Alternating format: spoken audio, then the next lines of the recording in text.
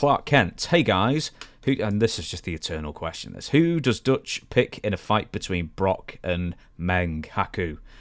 Who in the more modern era are legit tough guys, and who does Dutch consider this? In fact, actually, okay, he's actually asked quite a few questions there, so some interesting ones.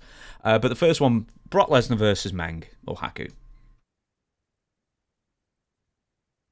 Well, that would be a tough one. But Ming, I've never heard of him losing a fight. They still talk about him. He cleaned the bar out in Nashville one time.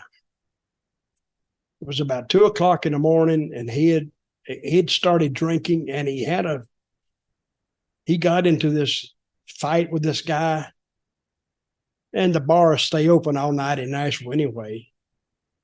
And there was probably, I guess, 20 people in there. He ended up knocking half of them out. Then the police came, and it was a while before they got him down.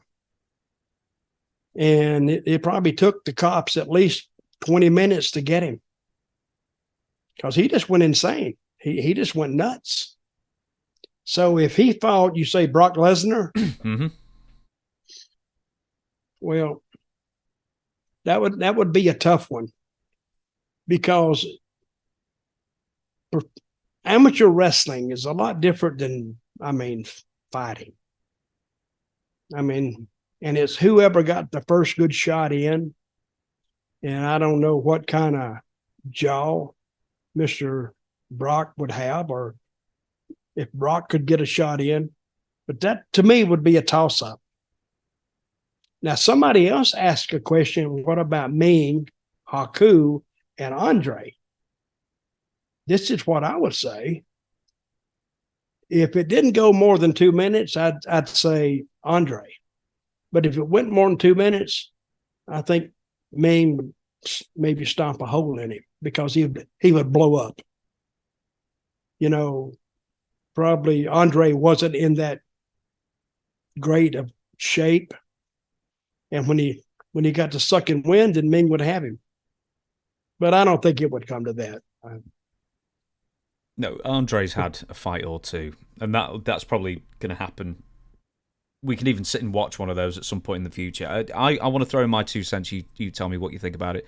With Brock versus Haku, the fact is that there's one thing being a tough guy in the streets, but there's another thing being elite level sportsman, and specifically training for fighting for years, or in Brock Lesnar's case, fighting and amateur wrestling at an elite level. I know he's like NCAA champion. He was never Olympic level, or he could have gone to the Olympics, I suspect. I don't know, but there's a difference between being like street tough and being sort of specifically trained to fight. I agree with that. If you're in a structured environment, which is MMA, and that's one thing. Mm-hmm. When you get on the streets, that's different. So a lot of guys, you can pick up something. I don't know. There's a big, big difference. So, but I don't think we would ever hear or ever have heard of a one-on-one matchup like that. Clark Kent also asks the following, which I'd not noticed, and it's a good question in its own right, is who does Dutch consider the smallest tough guy who nobody would mess with?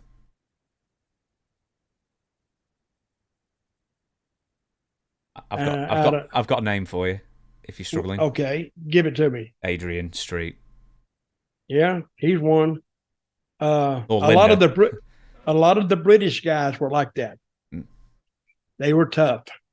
Tony Charles, John Foley. They were tough. Now, I don't know if they could take a punch, but who was the guy in Dallas who he was the baby face there? What was his name? He was from England too. Chris Adams. He wasn't that small though. He's about 220 maybe. But the thing about Chris Adams, he had a temper. When he got to drinking, he had a temper, and little things suddenly could become big things. So, but he was pretty raunchy. If I really thought about that, I could go back in the past and tell you these guys that weren't that big, but could really stomp a hole in somebody's butt. Mm-hmm.